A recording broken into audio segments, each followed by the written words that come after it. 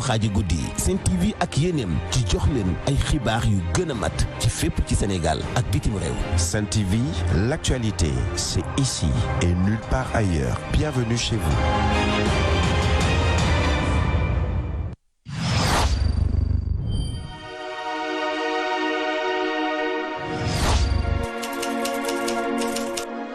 fu ngeen mënti nekk ci àdduna ci suuf mbaa ci jaww ji ànd leen ak seen groupe de presse leader D-Média téléchargez l'application D-Média ci Play Store wala Apple Store ngir wéy di déglu ak seetaan seen émission en direct en VOD ci Zik FM wala Sen TV taamu leen sunu page YouTube lire seen journal Tribune ak seen site d'information actunet.net D-Média dafa bokk ci yéen D-Média sunu yëf.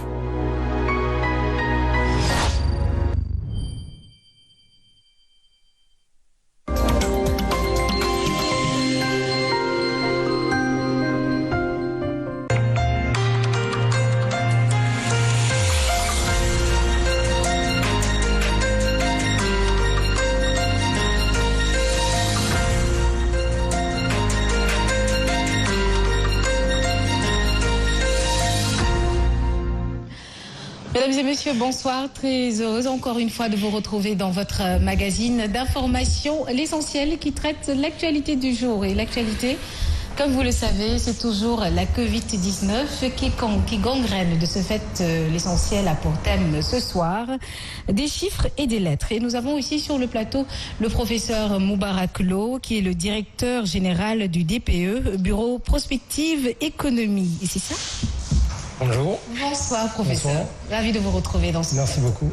Très bien. Alors, nous avons également notre journaliste qui s'était coincé là tout à l'heure. C'est libéré. Ah oui, On a attendu quand même. Hein? Je suis libéré. Je suis libéré. On était un tout petit peu coincé, mais fort heureusement, par la force des choses, un technicien est venu nous libérer. Mais bonsoir à monsieur Moubarak Lo, bonsoir à toi également Yacine, bonsoir également à mon grand frère et ami Momar Diang, et bonsoir à nos chers téléspectateurs. Notre grand consultant à qui je dis bonsoir, Momar Diang. Bonsoir Yacine, il a été libéré, mais pourvu qu'il ne te déchaîne pas, hein? Parce que c'est assez courant de sa part. Bonsoir aussi à M. Moubarak Lo.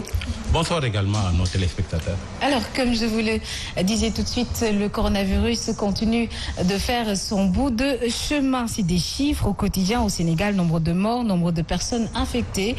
Mais professeur, la question que l'on aimerait se poser et que l'on vous pose d'ailleurs, quel est l'impact en termes de chiffres justement sur l'économie au Sénégal? Bon, avant l'économie, il faut apprécier d'abord l'évolution de la maladie. Aujourd'hui, on dépasse les 10 000 cas, alors qu'au début avril, on pensait que le Sénégal allait éradiquer la maladie. Donc ça s'est accéléré à partir du 20 avril, au mois de mai et surtout au mois de juin et juillet. Donc aujourd'hui, en moyenne, nous avons, disons, autour de 100 cas. C'est vrai que ces derniers jours, on a annoncé des cas jusqu'à 40, mais la tendance, c'est plutôt une centaine de cas par jour. Et les décès aussi, on a souvent 3 à 4. Donc ça veut dire que nous sommes vraiment dans ce qu'on appelle une vitesse de croisière. Parce que nous-mêmes, nous faisons des analyses continues sur la Covid. Et on avait dessiné même dans nos travaux 3 scénarios. Un scénario vert qui permettait d'éradiquer la maladie en 2 mois. Ça a été établi au mois de mai. Donc clairement, on n'est plus dans ce scénario vert. Aujourd'hui, on n'est pas dans une dynamique de stopper la maladie. Je pense que donc la maladie continue de circuler. Et donc nous avons au mieux ce qu'on peut appeler le scénario jaune, qui serait donc une maladie qui s'installe au Sénégal sans faire trop de mal. Maintenant, il y a la situation la pire, c'est le scénario rouge, qui verrait donc une multiplication exponentielle des cas. Jusqu'à présent, nous n'avons pas cette situation, bien que les statistiques, il faut être très prudent parce qu'il y a la phase visible et il y a la phase invisible, parce qu'il y a ce qu'on appelle les cas asymptomatiques et également il y a aussi ceux qui ne se déclarent pas, parce qu'il y a des personnes qui ont Covid mais qui ne se font pas connaître. Donc si vous additionnez tout ça, effectivement, ça peut modifier quelque peu les statistiques officielles, mais si on était dans le scénario rouge, en tout cas au niveau des infections, ça se saurait, parce que dans les pays où vous avez, disons, une évolution exponentielle de la maladie. Ça s'est vu en Europe, en Amérique latine actuellement. On voit vraiment une situation de chaos. Et donc, dans la société aujourd'hui, nous vivons tous dans des quartiers, dans des villages. Il n'y a pas cette situation de chaos. Donc, on peut penser qu'on est dans le scénario jaune. Donc, une évolution continue, c'est-à-dire qu'on n'est pas, en tout cas, dans la situation de maîtriser Covid en termes de stopper les infections, mais les infections demeurent limitées. En revanche, sur les décès, la situation évolue négativement plus que prévu. Parce que nous-mêmes, dans nos calculs, on anticipait 170 décès, en tout cas si la tendance était maintenue en fin juillet. Aujourd'hui, on est presque à 218 décès, donc ce qui est très élevé. Et nous faisons d'ailleurs partie des pays les plus gravement atteints en termes de décès en Afrique. Mais ça, c'est les chiffres officiels. C'est les chiffres officiels parce que, encore une fois, sur Covid, aucun pays du monde n'a des statistiques totalement fiables.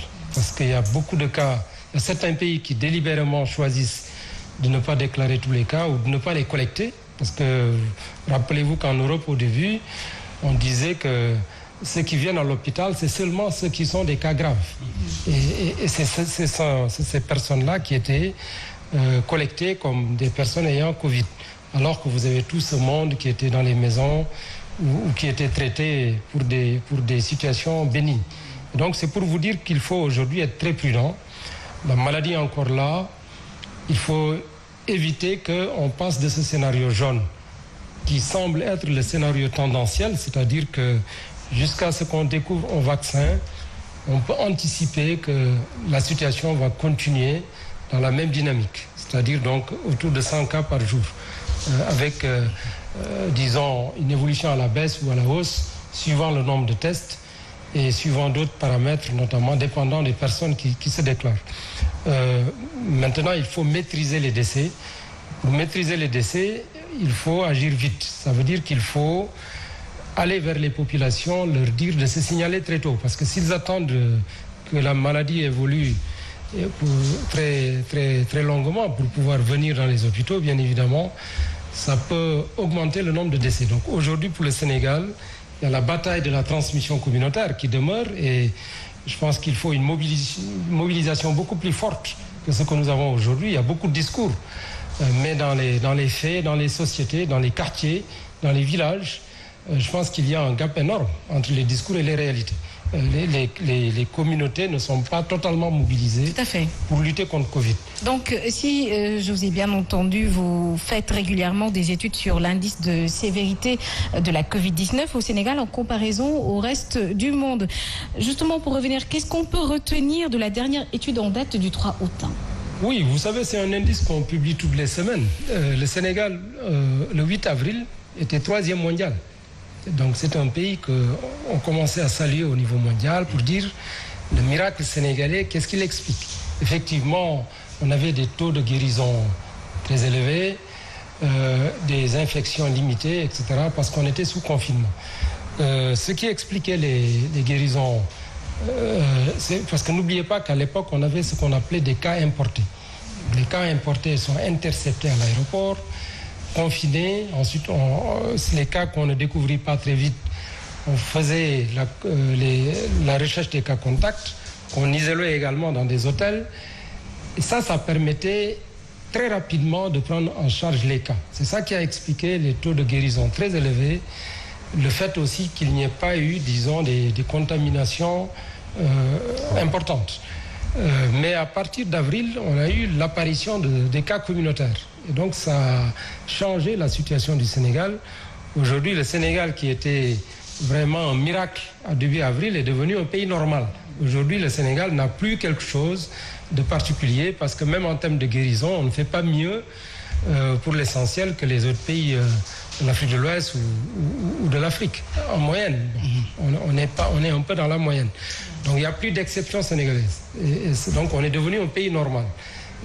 Ce qui est tout à fait compréhensible parce que vous ne pouvez pas ne pas prendre des mesures exceptionnelles parce que les pays qui ont des résultats exceptionnels, c'est des pays qui soit ont fait des confinements très durs, ou bien ont appliqué des mesures barrières ou des traçages des cas très sophistiqués.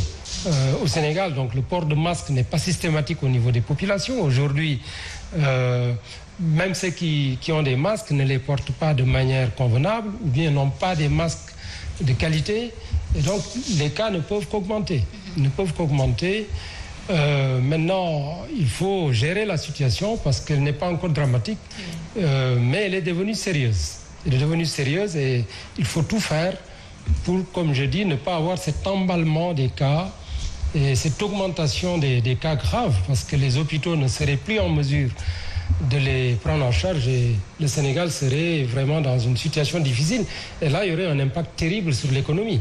Parce que si vous n'avez pas cette maîtrise de la situation, bien évidemment, personne n'aura confiance pour aller travailler et ça va réduire la productivité dans le pays, ça va réduire l'emploi, ça va réduire la production et les taux d'occupation également. Très bien. Alors, qu'en pensez-vous? Commencez d'abord par saluer le travail qui est fait par le professeur Moubarak Lo et ses collaborateurs et surtout le baromètre qu'il publie toutes les semaines et qui prend en compte, il me semble, des facteurs très importants. Je crois que le premier facteur, c'est la transmissibilité du virus. Le deuxième facteur, c'est la sévérité de la maladie. Je crois que c'est important. Et le troisième facteur, c'est l'impact, bien évidemment, autant économique et social. Et je crois que c'est un bon baromètre qui permet quand même de mesurer l'état de la pandémie dans un pays. Maintenant, ce qu'il faut reconnaître, c'est que, comme il l'a dit, il est heureux que jusqu'à présent, que nous soyons que dans la zone jaune ou orange. Parce que tout simplement, nous n'avons pas encore atteint la zone rouge. Je crois que c'est lié à deux facteurs, principalement. Le premier facteur, je crois que ce n'est pas accepté par tout le monde, par tous les scientifiques, mais je crois qu'il y a énormément de scientifiques qui pensent que le soleil rend moins incisif le virus. Or, nous sommes dans des pays tropicaux, et à partir de ce moment-là, le virus fait peut-être moins de dommages en Afrique ou dans nos pays, sous nos tropiques, que peut-être en Europe. Le deuxième facteur, bien évidemment, c'est la jeunesse de notre population. Et je crois que ça, c'est une chance inouïe. D'où d'ailleurs toute l'importance du message du chef de l'État lors de la Tabaski, invitant les populations jeunes à tout faire pour préserver les personnes âgées.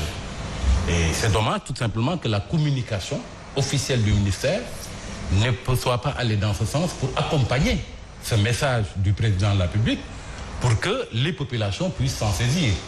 Je me suis plu à regarder il n'y a pas très longtemps une chaîne européenne où il y a une image qui tourne en boucle d'une vieille personne qui, dans la cuisine, accueille son petit enfant. Et quand le petit enfant est venu vers la vieille personne, la distance sociale était respectée. Et autant la grand-mère que le petit, chacun avait son masque. Et pourtant, l'ambiance était conviviale parce que tout en respectant la distance sociale, le garçon prenait sa guitare et jouait pour la vieille personne. Pourquoi on n'aurait pas adopté, par exemple, une telle image ici pour accompagner ce message qui me paraît extrêmement important du président de la République, invitant les personnes jeunes qui ont peut-être un taux d'immunité qui leur permet de faire face au virus, à préserver les vieilles personnes. Je crois que c'est de ce point de vue-là qu'il y a un problème. La communication n'a pas été très bien faite, dynamique et a été très statique. Ensuite, ce qu'il faut faire comprendre aux Sénégalais, c'est que depuis quelque temps, ils croient que le virus a disparu. Or, le virus est toujours là. Et je crois que dès le début, il fallait faire comprendre aux Sénégalais que le virus Covid-19 est plus dangereux même que le virus du sida. Parce qu'il fallait créer cet électrochoc. Pourquoi? C'est important. Vous voyez, les Sénégalais ont toujours eu une certaine peur et une psychose par rapport au VIH, sida. Le fait de leur dire, mais écoutez, ce virus-là, il est plus dangereux que le virus du sida, les aurait amenés peut-être à respecter plus scrupuleusement les mesures barrières. Et pourquoi je le dis? Je le dis parce que tout simplement, en comparaison avec le VIH-Sida, le coronavirus attaque le système immunitaire. Mais là où c'est encore plus grave que le VIH, c'est que le mode de transmission est éminemment plus rapide que le virus du sida. Ensuite, on s'est rendu compte que ceux qui sont porteurs du virus du sida, même s'ils développent une comorbidité, peuvent vivre très longtemps avec le virus du sida et être bien portants. Ce qui n'est pas le cas de ceux qui développent une comorbidité quand ils sont attaqués par le coronavirus. Je crois que ce message-là aurait davantage frappé la conscience des Sénégalais et les aurait amenés peut-être à cultiver davantage les gestes barrières. Bon, ça n'a pas été fait. Et je crois que c'est dans ce sens peut-être qu'il va falloir orienter la communication et ensuite accompagner par un message très fort et des images très fortes l'appel du chef de l'État en direction des populations jeunes à tout faire pour préserver les vieilles personnes. Alors, Abdoulaye, Oui, est-ce qu'il n'est pas temps que le président décrète peut-être, je ne sais pas, un décret présidentiel allant dans le sens à imposer justement aux médias de sensibiliser davantage sur le coronavirus? Depuis l'apparition du premier cas au Sénégal, les médias ont joué leur partition et grandement, raison pour laquelle le président de la République n'a pas manqué de féliciter l'ensemble des médias sénégalais, mais également le département de la santé et de l'action sociale. Parce que depuis le mois de février, avant même l'apparition du premier cas, ici à Sen TV comme partout ailleurs, je crois bien que la sensibilisation a été de mise par rapport à l'anticipation et par rapport justement au mouvement d'alerte. Ça, c'était tout à fait au début. Oui, jusqu'à présent, les médias continuent. Je crois bien que maintenant, ce que l'on constate, c'est qu'en réalité, il y a peut-être une chute par rapport à une autre forme de sensibilisation et qui n'est pas totalement du ressort des médias. Donc, de ce point de vue, je crois bien que chaque jour, autant dans les quotidiens, chaque jour, autant dans les télévisions, chaque jour, autant au niveau des radios et des sites Internet, il y a forcément des informations concernant justement le Covid-19 par rapport à sa gestion, mais par rapport également à sa propagation. Mais là, le facteur chaleur, moi, j'y crois pas trop. Parce que au mois de mars, avril, il faisait moins chaud au Sénégal et nous avions moins de contamination. Et au mois de juin, juillet, maintenant août, il fait plus chaud et nous avons beaucoup plus de contamination. Donc moi, je ne crois pas au facteur chaleur. Présentement en Europe, dans plusieurs villes, c'est la barre des 31 degrés, 35 degrés et même plus. Alors que là-bas, la chaleur est d'une chaleur et d'une humidité. Et souvent, c'est plus chaud même que chez nous. Donc, si c'était le facteur chaleur, je crois bien qu'en Europe même, on n'aurait pas vécu à nouveau une résurgence. Justement. Donc, vous ne croyez pas au climat tropical? Non, du tout, j'y crois pas. Même si peut-être il y a des scientifiques qui développent cette thèse-là.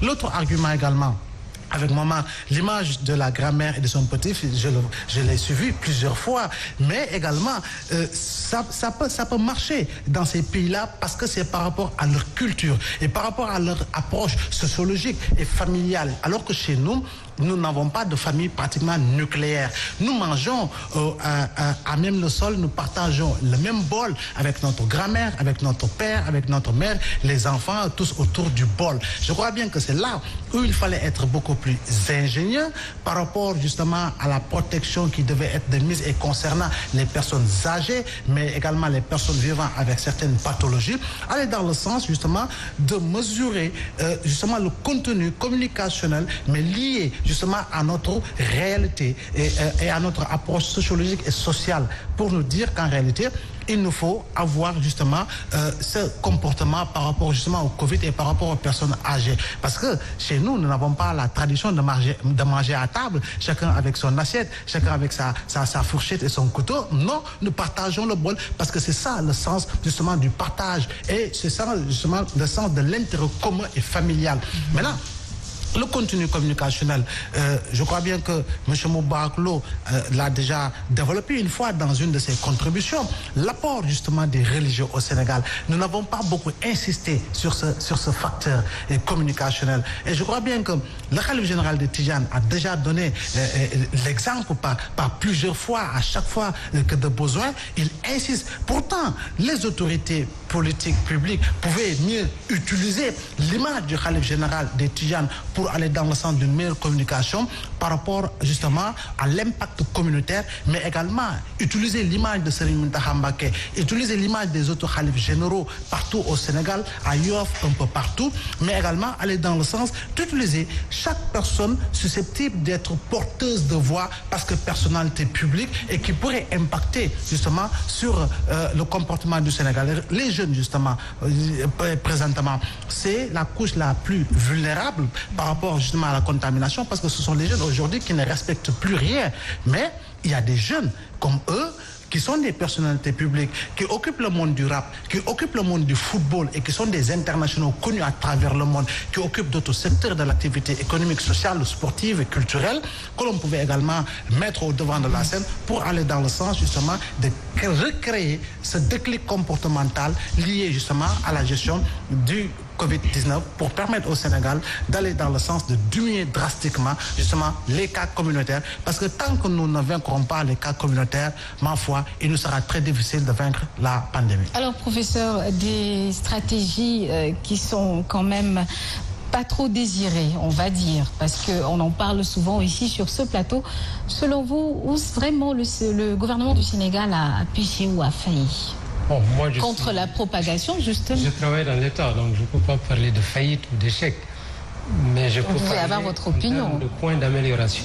Je pense que sur la communication, il y a un vrai travail d'amélioration à faire. C'est vraiment... Je pense que la presse fait son travail. Ils font même plus que ce qu'ils auraient pu faire, parce qu'ils ne sont pas payés. Les émissions que vous faites, vous passez des heures et des heures à informer les Sénégalais. Je pense que vous avez vraiment, pendant cette pandémie, rendu un grand service au Sénégal, dans son ensemble, sans être payé, autant que vous avez travaillé. Mais c'est plutôt à l'autorité publique, donc le ministère de la Santé, qui est chargé, dans le cadre du Conseil national de gestion, du Comité national de gestion de l'épidémie et des structures décentralisées, de définir une vraie stratégie de communication. Et on a de très bons spécialistes, parce que ce que nos deux brillants journalistes ont développé tout à l'heure, tout cela, on peut verser ça sur la table. Et d'autres personnes, des sociologues, des anthropologues, peuvent venir également avec des suggestions. Moi, j'entends qu'on en parle, on dit que tel ou tel a fait des suggestions, mais encore une fois, aujourd'hui, comme moi je suis un adepte de la gestion axée sur les résultats, ce qui m'intéresse, c'est l'impact. Aujourd'hui, je ne sens pas, en tout cas au niveau opérationnel, un impact très fort de la communication, parce que la communication qui a un impact, c'est la communication qui permet de changer les comportements.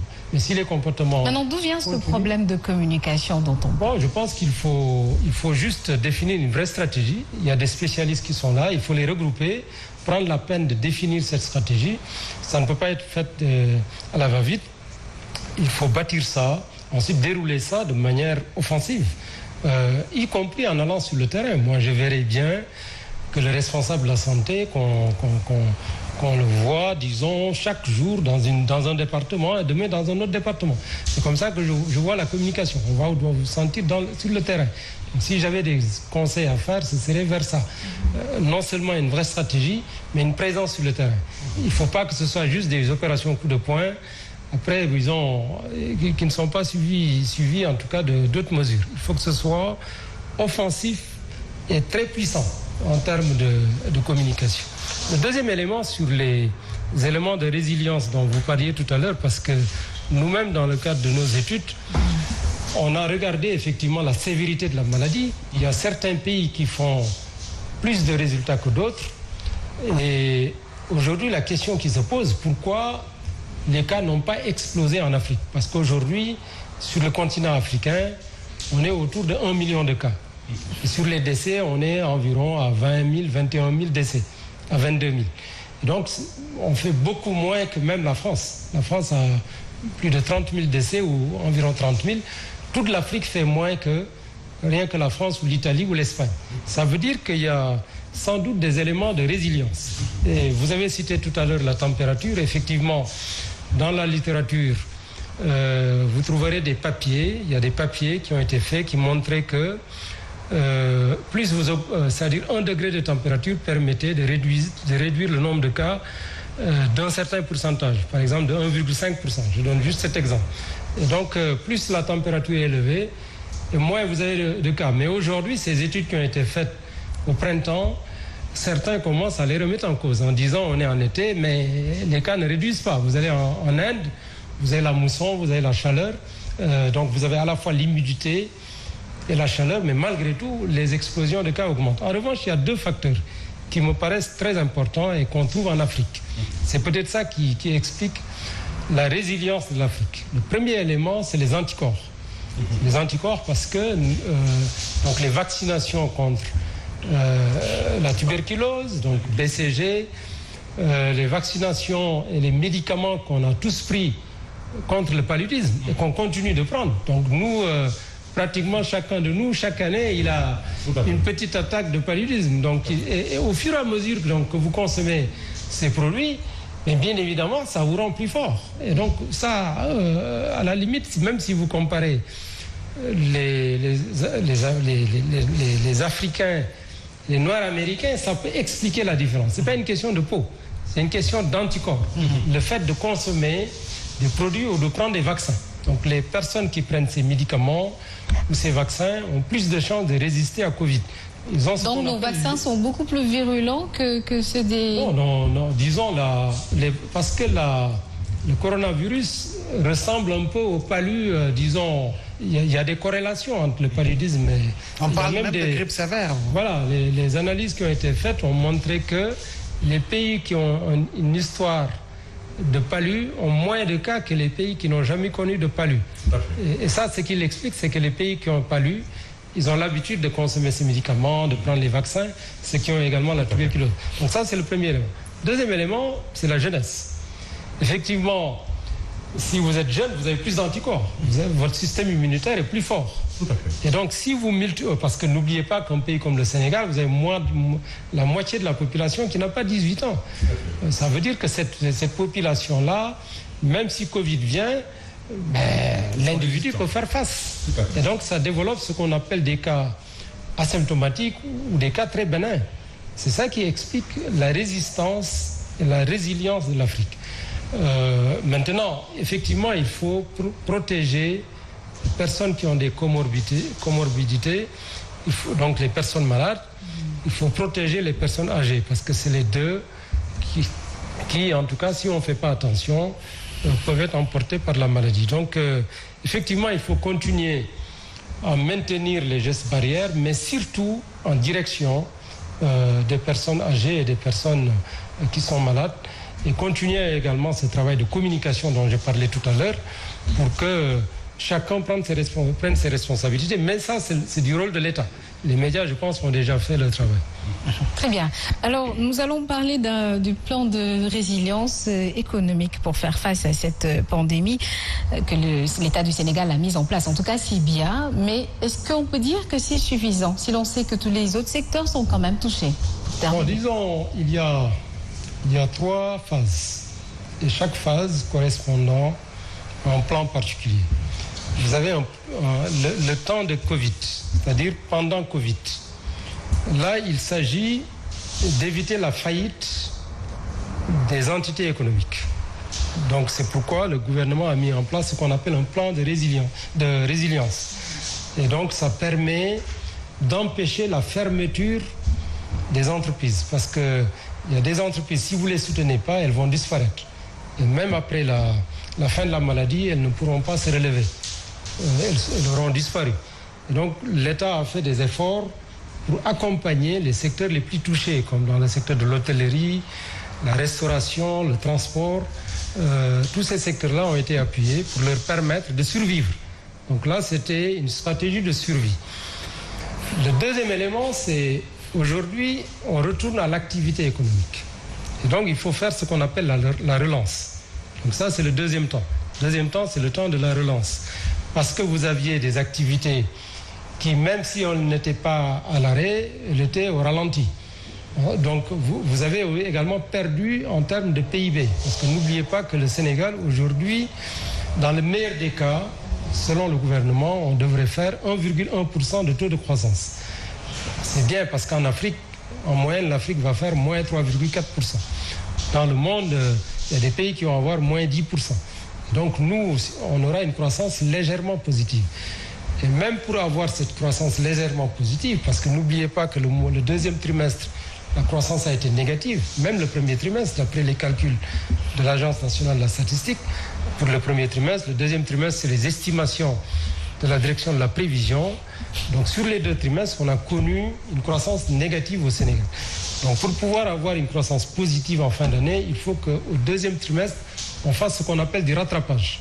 Donc il faut une relance. C'est pourquoi le gouvernement est en train de travailler, notamment le ministre de l'économie, qui va présenter ça au Conseil des ministres et qui va sans doute communiquer là-dessus, un plan de relance qui permet, en relation avec le secteur bancaire, parce que ce n'est pas seulement le gouvernement qui doit mettre, disons, des moyens, il faut que les banques ont commencé d'ailleurs, il faut que le secteur bancaire appuie.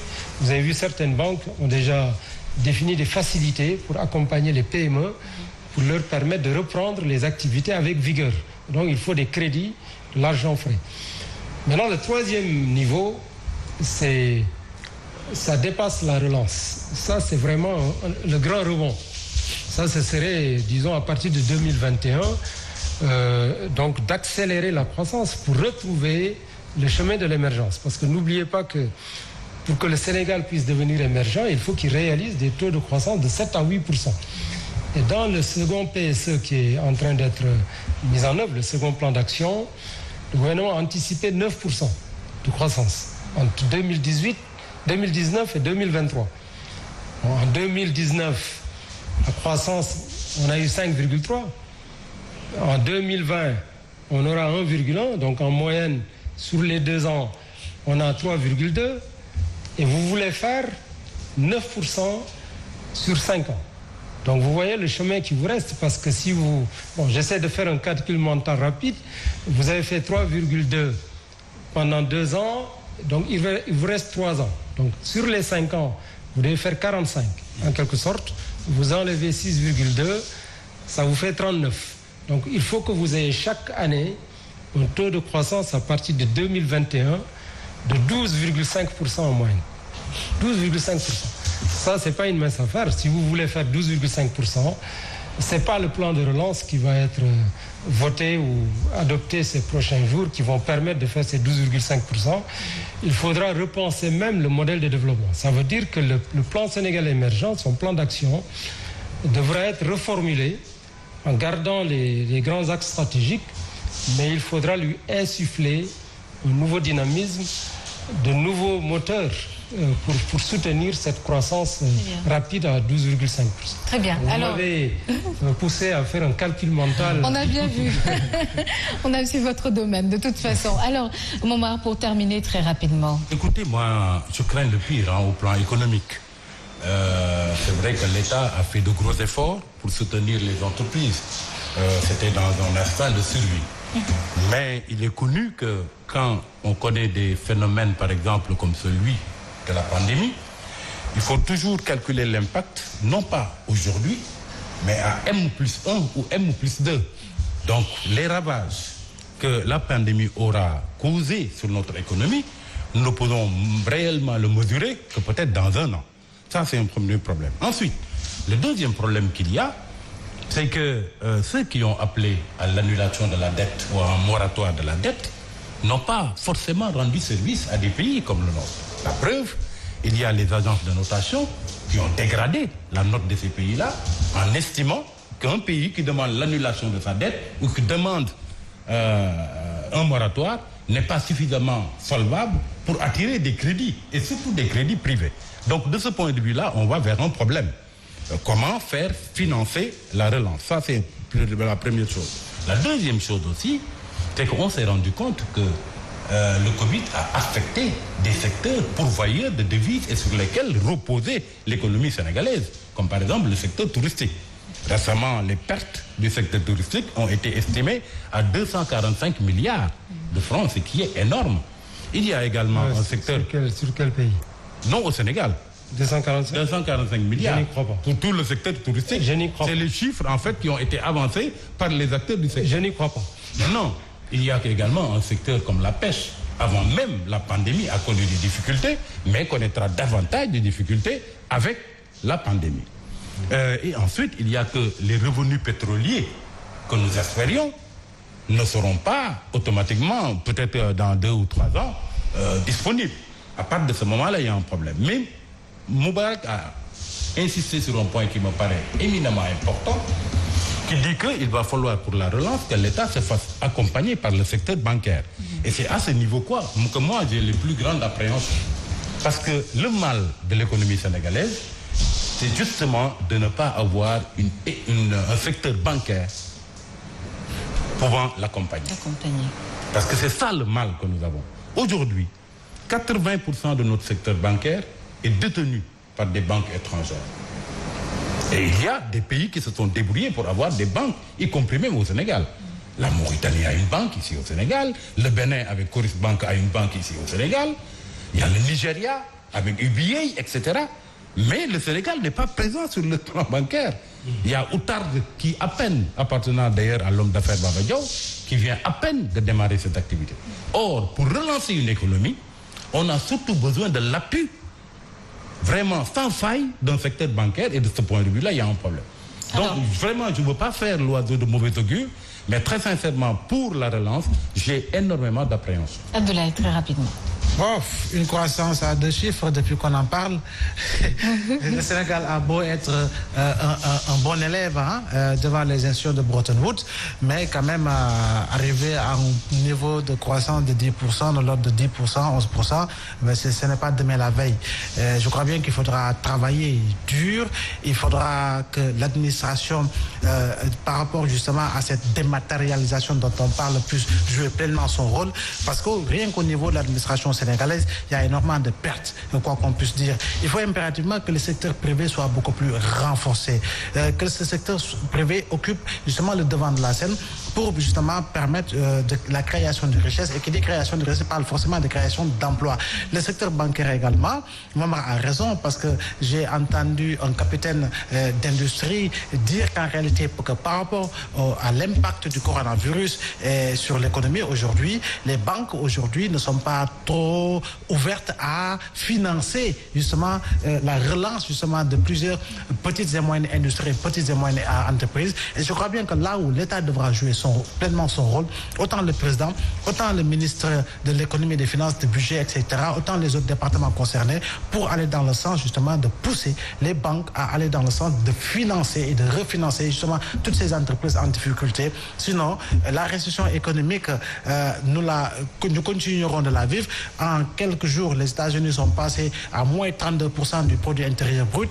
Ce pays est entré en récession économique. Que dire également des autres puissances? Aujourd'hui, il faut travailler, bien travailler. Comme disait le président Abdoulaye Wade, encore travailler, toujours travailler. Et c'est le travail justement qui se sentira sur le terrain avec justement ce que l'on voudra, autrement dit, un grand bond en avant par rapport à notre économie qui est une économie relativement faible, pour ne pas dire très faible. Très bien, merci beaucoup Abdoulaye Mbow. Tout de suite, la deuxième partie, c'est l'actualité commentée.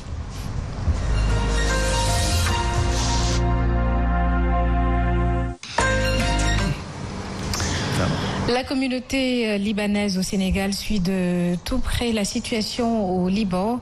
Selon eux, les 2 énormes explosions survenues mardi dans le port de Beyrouth et qui ont tué au moins 100 personnes et blessé 4000 autres, selon un bilan provisoire, pourraient avoir un impact sur l'économie et leur commerce. Écoutons à ce propos Ali Joher, un des membres de la communauté libanaise. Écoutez, le Liban, c'est un port de transit, certes. C'est un port de transit. Actuellement, le port est complètement endommagé à l'arrêt. Vu la crise économique et politique qu'il y a au Liban depuis presque une année, ça va jouer un impact aussi sur ça. Donc ça va se rajouter déjà sur les problèmes qui existent déjà au Liban. Ça va se rajouter sur ça. Alors, professeur, comme vous venez tout juste de le voir, ils parlent tout simplement d'impact sur leur économie, mais également sur leur commerce ici au Sénégal. Bon, je pense qu'aujourd'hui, c'est trop tôt pour parler. Moi, j'ai le cœur me trie. Oui. Je pense que ce n'est pas l'heure de parler de commerce. Il faut d'abord penser aux morts. Parce que le bilan n'est même pas encore établi. Oui, il y a un bilan provisoire. Il faut d'abord sauver les vies. Vous avez 4000 blessés, donc il faut que la communauté internationale vienne en soutien pour pouvoir sauver le maximum de vies. Ensuite, il faut tirer des leçons de cette tragédie, parce que c'est une tragédie qui peut advenir partout dans le monde. Je pense que c'est une leçon terrible. Ça veut dire que la manipulation des produits chimiques dans les ports, il faut faire très attention. Parce que même notre port de Dakar, on a des produits chimiques très sensibles. Donc j'en profite d'ailleurs pour interpeller à la fois les autorités portuaires, les autorités gouvernementales, le secteur privé, parce qu'il y a beaucoup d'entreprises qui exposent des produits sensibles dans le domaine portuaire. Moi-même, j'ai eu à visiter. Je pense qu'il est important de renforcer la sécurité des stockages et de la manipulation de ces produits-là pour éviter toute catastrophe. Donc le Liban aujourd'hui avait déjà des difficultés, donc cette tragédie est venue augmenter encore les difficultés de ces pays. Donc il faut très vite maîtriser la situation et sauver les vies. Après, on aura le temps de penser l'économie. Mais je pense qu'aujourd'hui, très sincèrement, moi je ne veux pas parler d'économie, je veux d'abord parler des vies humaines qui sont menacées. Très bien. Alors, j'abonde dans le même sens que le professeur. Je crois qu'il est trop tôt de parler d'économie. Avec plus de 100 morts, le bilan n'est pas encore exhaustif.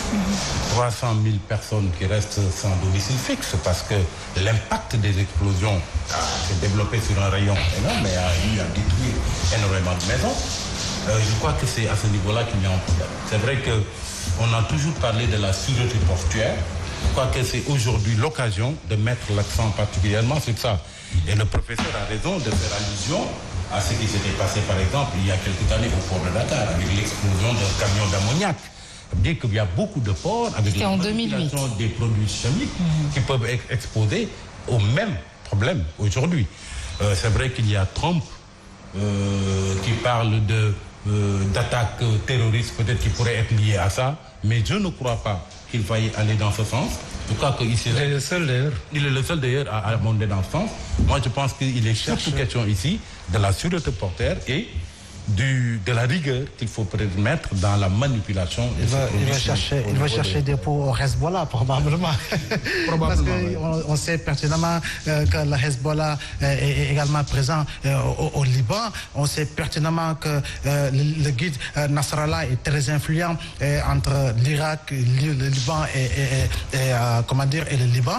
Maintenant, ce pays-là a besoin d'être reconstruit depuis fort longtemps. 15 ans de guerre civile, de 1975 à 1990, sans également oublier que le Liban traverse des difficultés économiques énormes. Le livre libanais aujourd'hui est carrément en chute, raison pour laquelle il y a eu beaucoup de changements même par rapport au dollar. Je crois bien que la diaspora libanaise qui est partout à travers le monde devra également jouer sa partition pour aller dans le sens de soutenir le pays d'origine qu'est le Liban. Au Sénégal, nous en avons beaucoup et des millionnaires et des milliardaires. Au Canada, en Angleterre, un peu partout à travers le monde, la diaspora libanaise est bel et bien présente. C'est cette diaspora qui devra jouer pleinement son rôle pour aider ces pays-là à retrouver la paix, la stabilité, afin que les Libanais également, les Irakiens, les Iraniens et tous puissent vivre véritablement dans un monde et dans un espace de paix et de stabilité. Et parlons encore de Covid-19 dans l'actualité commentée. La seule solution pour gagner la bataille, c'est la prévention, soutient le chef du département de parasitologie de l'UCAD. Selon le professeur Daouda Ndiaye, on ne parlera pas d'hécatombe si tout le monde respecte les gestes barrières. Nous l'écoutons au micro d'Abdoulaziz Saoudabar et la Gigène. Nous ne connaissons pas assez ce virus-là. Et tous les jours que Dieu fait, nous apprenons quelque chose de nouveau. Et chaque jour, nous revenons sur quelque chose qui a été fait pour dire que c'était pas ça, sur le plan épidémiologique. Il y a beaucoup d'inconnus. Donc moi, j'aurais souhaité que chaque fois, on insiste sur le fait que nous ne connaissons pas ce virus-là. Très bien. Donc si on ne le connaît pas, la seule chose à faire, c'est d'insister sur la prévention. Et la prévention pourrait être, pour moi, l'obstacle pour ce virus. La prévention pouvait être le vaccin et le virus, mais également les médicaments pour ce virus. Parce qu'effectivement, si chacun fait ce qu'il a à faire, il n'y aura pas d'hécatombe. Alors, professeur Lo, si on respecte les gestes barrières, on ne parlera pas d'hécatombe. Vous êtes d'avis? Oui, ça ne suffit pas. Vous savez, la prévention est importante. Je pense qu'il faut y ajouter la prise en charge. Donc la prise en charge, c'est à la fois la détection rapide des cas, parce qu'il y aura toujours des cas. Il faut les détecter très vite et les prendre en charge très vite, y compris au niveau décentralisé. Il y a également le relèvement du plateau médical. Ça, c'est la mise à niveau du système sanitaire, parce que ensuite le renforcement des ressources humaines. Il faut que dans toutes les villes du Sénégal, dans tous les départements, qu'on soit en mesure de prendre en charge convenablement les cas Covid sans avoir besoin de les faire venir à Dakar. Je pense que tous les districts sanitaires, aujourd'hui, il faut qu'on ait une ambition nationale pour que toutes les épidémies qui sont connues, que ce soit le palu, la grippe, la tuberculose, le Covid, la Covid, tout ça, toutes ces épidémies-là, notre système sanitaire doit pouvoir les prendre en charge au niveau district. Moi, j'aimerais avoir des ambitions très fortes pour notre système sanitaire. Donc, il faut profiter de Covid pour développer notre système sanitaire. Et il faut commencer très vite, déjà, à installer des centres de traitement au minimum dans toutes les régions du pays. Au minimum. Et maintenant, progressivement, aller à tous les départements. C'est ça qui permet, parce qu'il y aura toujours des cas, de pouvoir prendre en charge convenablement les cas dès les premiers jours. Mais si on sont même en grève pour 48 heures, donc c'est impératif. Il faut des équipements, des ressources humaines, des moyens financiers et un personnel motivé. Donc je pense que c'est ça qui permettrait au Sénégal de pouvoir faire face à toutes les maladies. Je vous donne juste un exemple. Au mois d'octobre dernier, il y a une étude qui a été faite au niveau mondial et qui montrait que très peu de pays étaient préparés à faire face aux épidémies. Le Sénégal faisait partie des pays qui n'étaient pas préparés pour faire face aux épidémies. Donc il faut corriger cet état de fait. Alors, merci beaucoup, professeur Moubarak Lo, d'avoir répondu à notre invitation sur l'essentiel. Je le rappelle, il est le directeur général du BPE, Bureau Prospective et Économique. Merci d'avoir répondu à cette invitation. Merci également à Momar Diong et également à Abdoulaye Mbow. Restez avec nous tout de suite, la grande édition, le 19h45.